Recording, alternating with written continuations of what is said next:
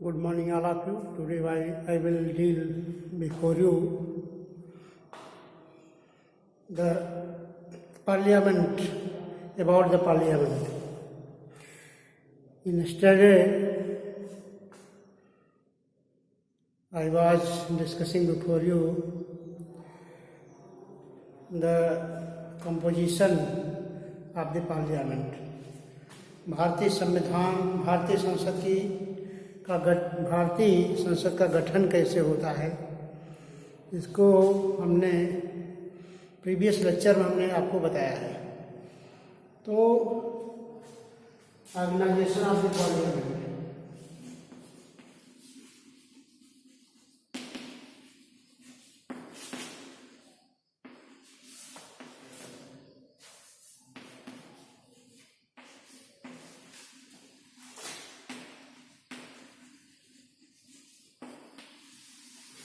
भारतीय संसद का गठन प्रीवियस लेक्चर में हम बता चुके हैं, फिर भी जो है एक बार ताज़ा करके फिर हम आगे बढ़ते हैं। भारतीय संसद का गठन, भारतीय संसद राज्यसभा, लोकसभा तथा राष्ट्रपति से मिलकर के बनती है। राज्यसभा,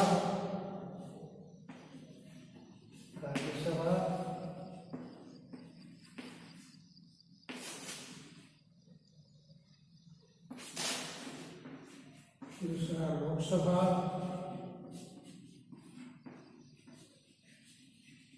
तथा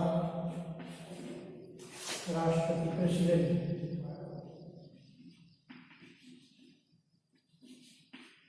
राज्यसभा कहा जाता है house of states, house of states. Lok Sabha को हाउस ऑफ पीपल।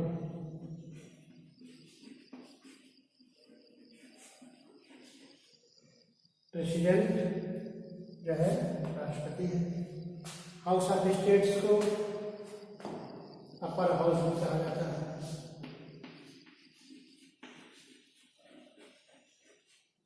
तथा हाउस ऑफ पीपल को लोअर हाउस।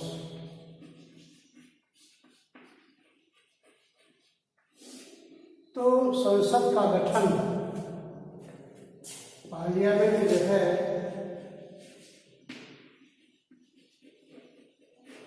इन तीनों से मिलकर के बनती है। पार्लियामेंट, राज्यसभा, लोकसभा और राष्ट्रपति से मिलकर ये पार्लियामेंट बनती है।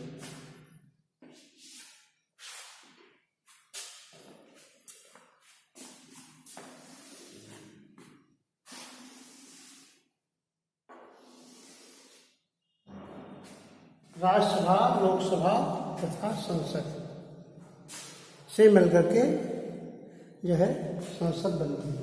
राज्यसभा, लोकसभा तथा राष्ट्रपति, क्योंकि कोई भी विधेयक जो किसी भी हाउस को भेजा जाता है, एक सदन से पारित होने के बाद bill introduce in house passed by that session will be produced in second house.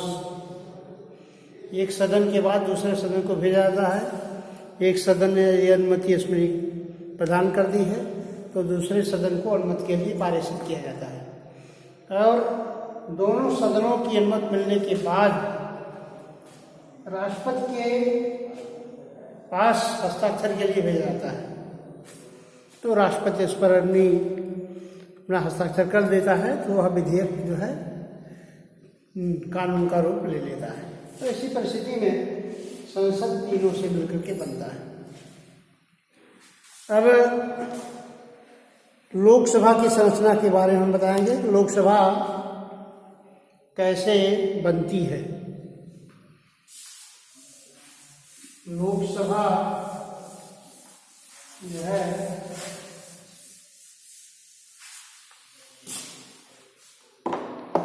Lok Sabha में 530 सदस्य जो है 503 मेंबर्स कहाँ से होते हैं? स्टेट्स इनका चुनाव होता है स्टेट से, और 20 सदस्य जो होते हैं यूनियन टेरिटरीज होते हैं, यूनियन टेरिटरीज होते हैं, और 2 ऐसे सदस्यों को 2 मेंबर्स को आर्टिकल 331 के अंतर्गत एंग्लो इंडियन के सदस्यों को राष्ट्रपति अनुच्छेद 331 के अंतर्गत अगर लोकसभा में उनका पर्याप्त प्रतिनिधित्व नहीं है तो ऐसी परिस्थिति में 2 ऐसे एंग्लो इंडियन के सदस्यों को राष्ट्रपति लोकसभा में अनुच्छेद 331 की नियमों का अनुपालन करते हुए 331 के अंतर्गत 331 के अंतर्गत जो है 2 सदस्यों को मनोनीत करता है, नॉमिनेट करता है। इस तरह से पूरे लोकसभा के संख्या कितनी हो गई? 552 लोकसभा के सदस्यों की संख्या हो गई, सदस्यों की संख्या जो कि भारतीय संविधान में जो कि लिखा गया है कि हमारे यहाँ लोकसभा के सदस्यों की संख्या कितनी व्यक्त की गई है? 552। लेकिन हमारे यहाँ 543 का चुनाव होता है और 2 एंग्लो इंडियन के सदस्यों की नियुक्ति होती है। इस प्रकार से 545 संख्या भी इस समय है। इस तरह से लोकसभा की संरचना, लोकसभा के कितने मेंबर्स होंगे और कितने मेंबर्स कहाँ से आएंगे? 530 सदस्यों का चुनाव जो है स्टेट्स के द्वारा होता है। 20 सदस्यों का चुनाव यूनियन टेरिटरीज में रहने वाले जो है नागरिकों के द्वारा किया जाता है, तथा 2 सदस्यों को राष्ट्रपति मनोनीत करता है। इस तरह से लोकसभा की टोटल सदस्य संख्या व्यक्त की गई है। और इसी तरह से राज्यसभा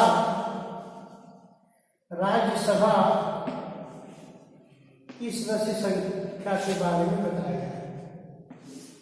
राज्यसभा 2 से 50 से अधिक सदस्यों से मिलकर के बनी है। कितना? The house of states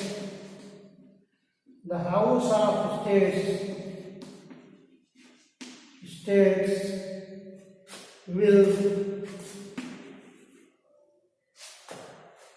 form by the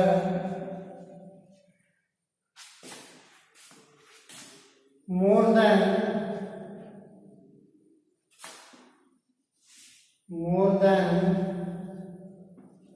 250 members 2 से 50 से अधिक सदस्यों से मिलकर के राज्यसभा की संरचना होगी। इसमें 238 सदस्यों का जो है चुनाव होता है। 238 सदस्यों का 37 सदस्य चुने जाते हैं। 238 मेंबर्स का इलेक्शन होता है और 12 मेंबर्स जो है उनको राष्ट्रपति प्रेसिडेंट ऑफ इंडिया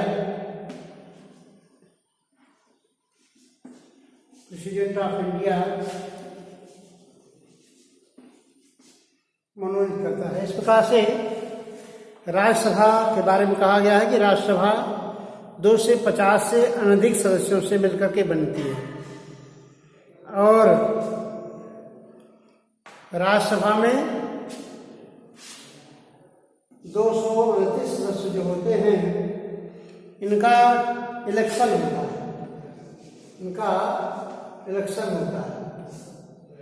12 मेंबर्स जो है ये नॉमिनेट किए जाते हैं।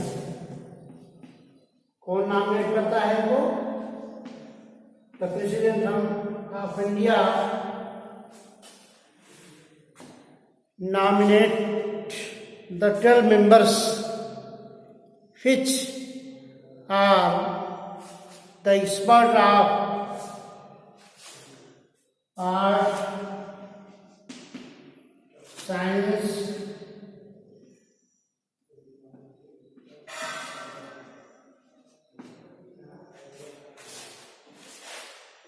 साहित्य,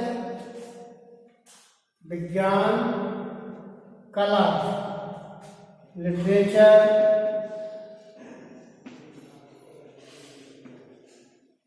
और social service.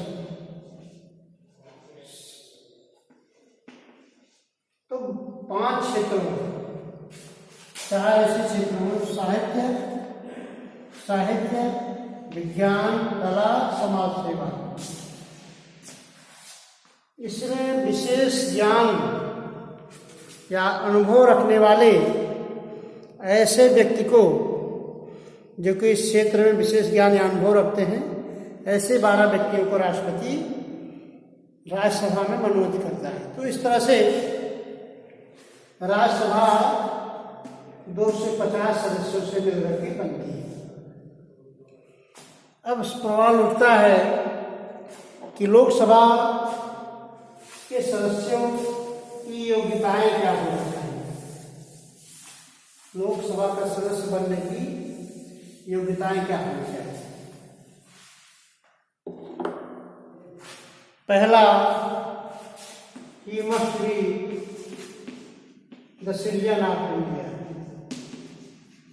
He must be the citizen of India. He must be the citizen of India. दूसरा है वह 25 वर्ष की आयु से, इसकी आयु 25 वर्ष से कम नहीं होनी चाहिए।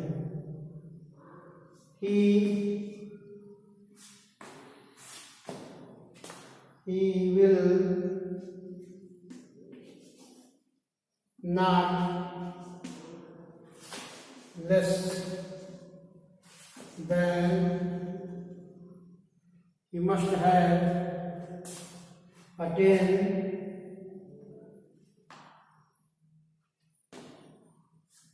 than 25 years, 25 साल की आयु का होना चाहिए। तथा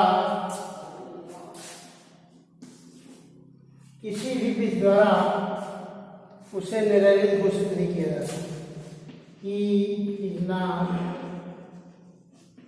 disqualified by any law। तो भारत का नागरिक हो, 25 वर्ष से उसकी आयु कम न हो तथा किसी भी विधि द्वारा निरस्त घोषित न किया जाए, तो ऐसा व्यक्ति लोकसभा का सदस्य निर्वाचित होने की योग्यता रखता है। और प्रत्येक ऐसा व्यक्ति जिसने 18 वर्ष की आयु पूरी कर लिया है, प्रत्येक, इनका चुनाव किसके द्वारा किया जाता है? भारत के नागरिकों द्वारा प्रत्यक्ष रूप से किया जाता है। और प्रत्येक ऐसा व्यक्ति जिसने 18 वर्ष की आयु पूरी कर ली है, वह निर्वाचन में भाग लेने का अधिकार है। तो इनको वोट देने के लिए 18 वर्ष की आयु का मतदाता है, 3 इयर्स एज का मतदाता है, तो नागरिक वोट दे सकता है। पहले यह आयु 21 वर्ष निर्धारित की गई थी, 21 ईयर्स, क्योंकि अब 18 वर्ष का कोई भी व्यक्ति सक्षम मतदाता माना जाता है। 18 वर्ष की आयु पूरी कर लिया तो उसे मतदान देने का अधिकार प्रदान किया गया है। पहले क्या है, अमेंडमेंट के पहले 21 वर्ष का व्यक्ति निर्वाचन में भाग ले सकता था, लेकिन 61th Amendment Act, which was held in 1989,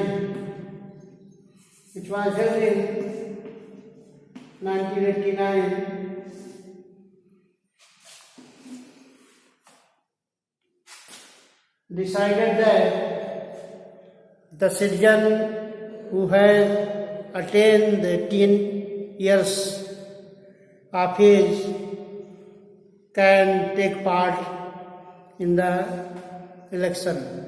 ऐसा व्यक्ति जिसने 18 वर्ष की आयु का पूरी कर चुका है, ऐसा नागरिक जिसने 18 वर्ष की आयु पूरी कर चुका है, वह निर्वाचन में भाग लेने का अधिकार उसे प्रदान किया गया है।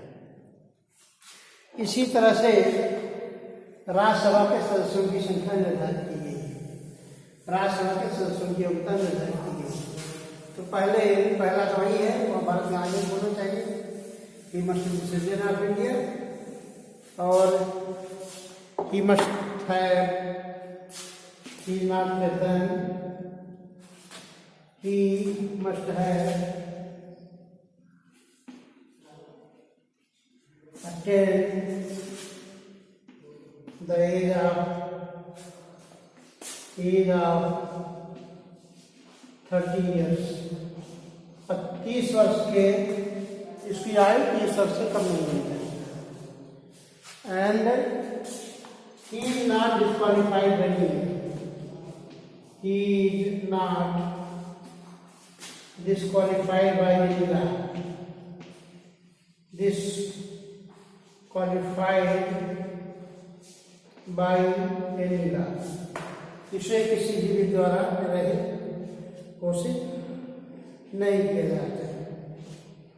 क्योंकि राज्यसभा के सदस्यों का जो चुनाव होता है वह विधानसभा के सदस्यों द्वारा किया जाता है,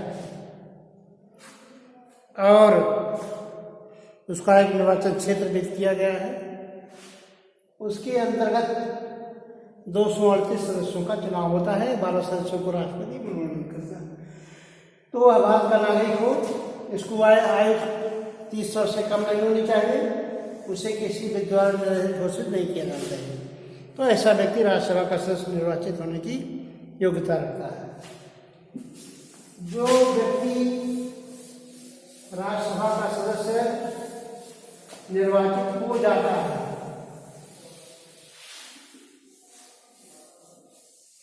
उसे तीसरी अनुसूची में विहित प्रक्रिया के अनुसार, तीसरी अनुसूची में थर्ड शेड्यूल में विहित प्रक्रिया के अनुसार जो है शपथ, ओथ एंड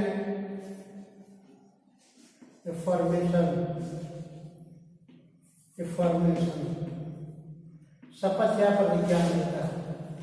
तो तीसरी अनुसूची में ओथ के बारे में बताया गया है कि प्रत्येक ऐसा व्यक्ति जो राज्यसभा का सदस्य या लोकसभा का सदस्य निर्वाचित हो जाता है, वह तीसरी अनुसूची में विहित प्रक्रिया के अनुसार वह शपथ लेता है।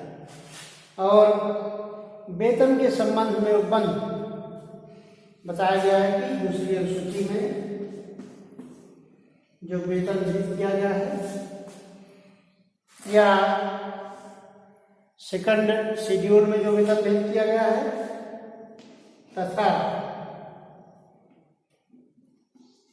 सेकंड शेड्यूल में या सेकंड शेड्यूल में जो वेतन नहीं विहित किया गया है, तो संसद जो समय समय पर निर्धारित करती है, वह संसद के सदस्यों को वेतन दिया जाएगा।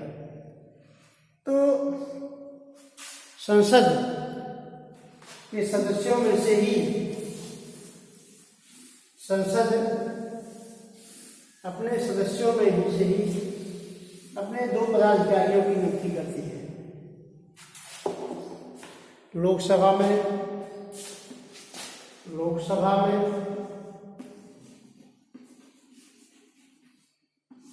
स्पीकर होता है, स्पीकर तथा दूसरा डिप्टी स्पीकर।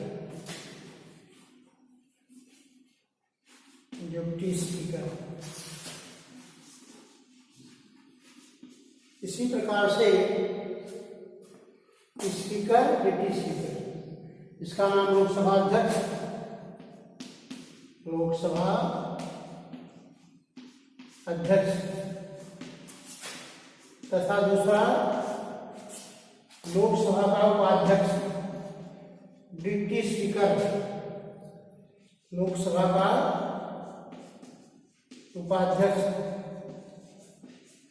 संसद अपने सदस्यों में से ही अपने 2 पदाधिकारियों की नियुक्ति करती है, जिनके नाम क्रमशः अध्यक्ष तथा उपाध्यक्ष होंगे। इनका चुनाव कैसे होता है? संसद अपने सदस्यों में से ही 2 पदाधिकारियों का निर्वाचन करती है, जिनके नाम क्रमशः अध्यक्ष एवं उपाध्यक्ष होंगे। ठीक है, तो 2 पदाधिकारियों की नियुक्ति संसद अपने सदस्यों में से ही करती है। इसी तरह से राज्यसभा में भी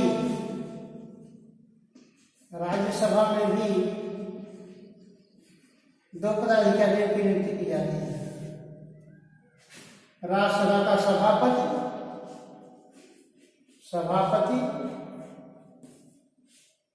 तथा दूसरा उपसभापति।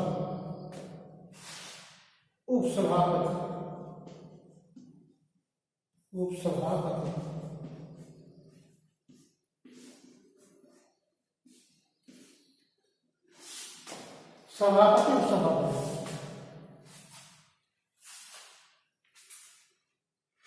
तो इनके राज्यसभा में सभापति और उपसभापति होते हैं।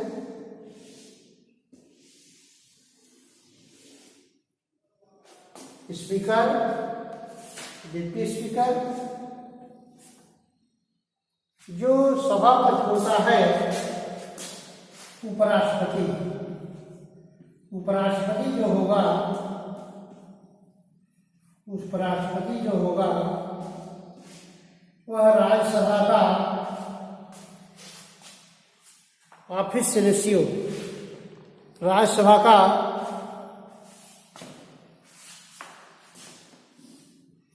जो भी उपराष्ट्रपति होगा वह राज्यसभा का सभापति होगा। वही सभापति के रूप में पद को ग्रहण करेगा। तो उपराष्ट्रपति राज्यसभा का सभापति होता है और राज्यसभा अपने सदस्यों में से ही एक उपसभापति का चुनाव करती है। ये उसके सदस्यों में से ही बहुमत से चुना जाता है। तो चूंकि उपराष्ट्रपति राज्यसभा का सभापति होता है,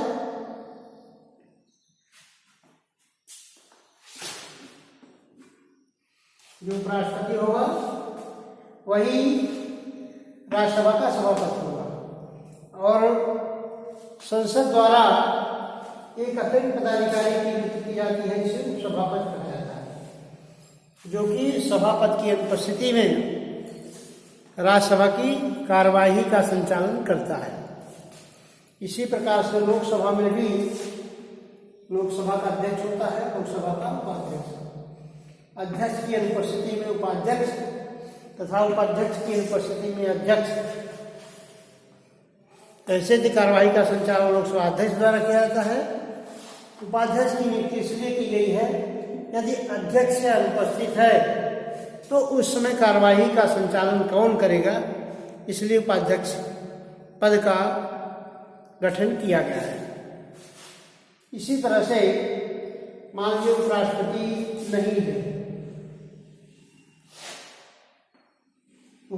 नहीं है, यह साफिसियो होता है। उपराष्ट्रपति क्या है? यह ऑफिसियो। ये पदेन पद है। पदेन का मतलब है जो भी उपराष्ट्रपति होगा वही सभापति होगा, यह ऑफिसियो होता है। और मान लीजिए उपराष्ट्रपति बीमार है, पद के कर्तव्यों का निर्वहन करने में असमर्थ है, ऐसी परिस्थिति में जो उपसभापति होगा वह उसके द्वारा कार्यवाहियों का संचालन किया जाता है। या राष्ट्रपति ने पदत्याग दिया है, राष्ट्रपति की मृत्यु हो गई है, राष्ट्रपति कार्य करने में असमर्थ है, ऐसी परिस्थिति में तो जब उपराष्ट्रपति राष्ट्रपति का पद ग्रहण करता है, ऐसी परिस्थिति में उपसभापति उस समय राज्यसभा की कार्यवाही का संचालन करता है। तो इस प्रकार से संसद में दो तरह के पदाधिकारियों का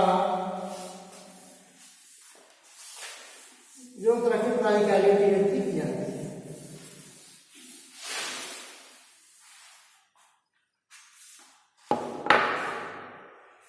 तो इस तरह से संसद अपने सदस्यों में से ही अध्यक्ष, उपाध्यक्ष तथा सभापति तथा उपसभापति की नियुक्ति करती है। और इनके वेतन जो है उनको वही दिया जाता है जो कि दूसरी अनुसूची में विनिर्दिष्ट है। और ये दूसरी अनुसूची में भेद नहीं है तो संसद द्वारा जो समय समय पर निर्धारित किया जाता है, ऐसी परिस्थिति में वही इनको वेतन दिया जाता है। और सभापति तथा उपसभापति के संबंध में भी वही प्रक्रिया है। इस तरह से संसद के सदस्यों की योग्यताएं क्या हैं, संसद के सदस्यों को अपने सदस्यों में से दो पदाधिकारियों की नियुक्ति करती है। और संसद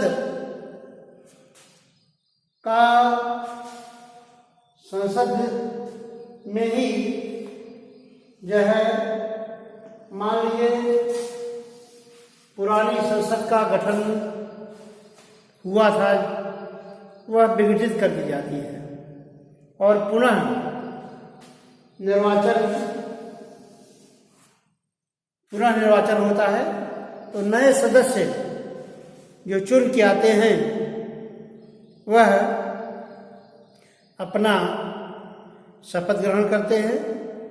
शपथ ग्रहण के पश्चात पदाधिकारियों की नियुक्ति की जाती है तथा इसके पहले अध्यक्ष तथा उपाध्यक्ष का चुनाव करने के पहले एक प्रोटेम स्पीकर होता है। प्रोटेम स्पीकर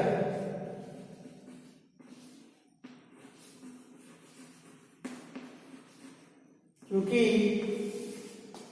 जब संसद का विघटन हो गया है, ऐसी परिस्थिति में यदि नई लोकसभा चुन के आती है तो नई लोकसभा जो चुन के आती है तो उसका तुरंत तो लोकसभा का अध्यक्ष होता नहीं है।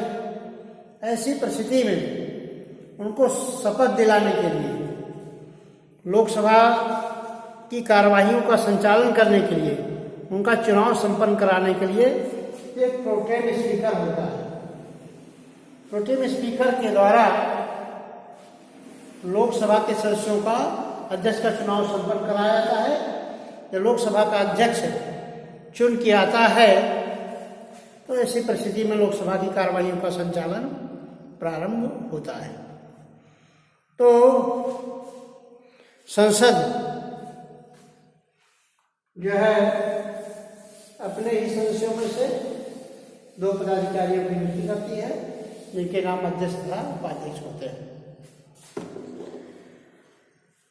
और जब संसद चुन के आती है तो ऐसी परिस्थिति में जो है नई लोकसभा का गठन जब होता है वह राष्ट्रपति के अभिभाषण से प्रारंभ होता है। प्रथम लोकसभा जो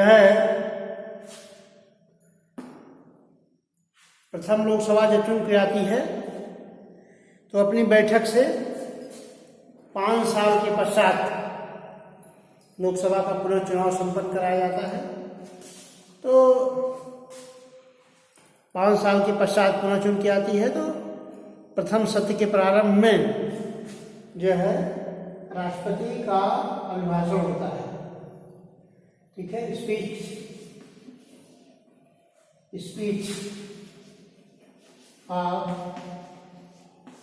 द प्रेसिडेंट ऑफ इंडिया,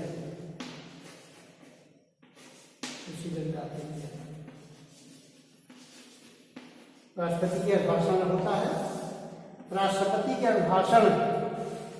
का भाषण क्यों होता है? क्योंकि राष्ट्रपति जो है सरकार की नीतियों का निर्धारण, सरकार ने क्या नीति बनाई है, सरकार क्या करना चाहती है, उनके बारे में सदन को अवगत कराता है। और सरकार ने भविष्य में क्या प्लान किया है, किन नीतियों को सदन में द्वारा पास कराया जाना जरूरी है। तो सरकार की नीतियों के बारे में जो है प्रेसिडेंट जो है सरकार के द्वारा विहित भाषण को जो है पढ़ता है और उसके पश्चात ही लोकसभा का जो है का प्रारंभ है, लोकसभा के सत्र का प्रारंभ होता है। तो लोकसभा का सत्र कम से कम साल भर में 2 बार, एक सत्र प्रारंभ होने के पश्चात दूसरे सत्र के बीच कम से कम 6 माह से 6 मंथ से अधिक का अंतराल नहीं होना चाहिए। एक सत्र से दूसरे सत्र के बीच 6 माह से अधिक अंतराल नहीं होना चाहिए। लेकिन लोकसभा का सत्र 3 बार चलता है, शीतकालीन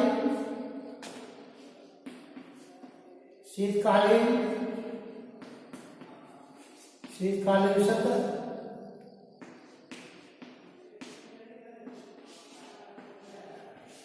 ग्रीष्मकालीन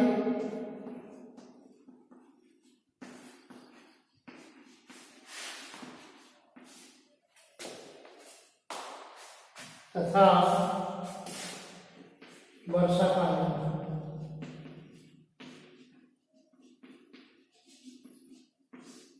3 सत्र आयोजन होता है। लेकिन संसद के बारे में लिखा गया है कि ये सत्र से दूसरे सत्र के बीच 6 माह से अधिक का अंतराल नहीं होना चाहिए। तो the next lecture I will deliver tomorrow. Thank you very much.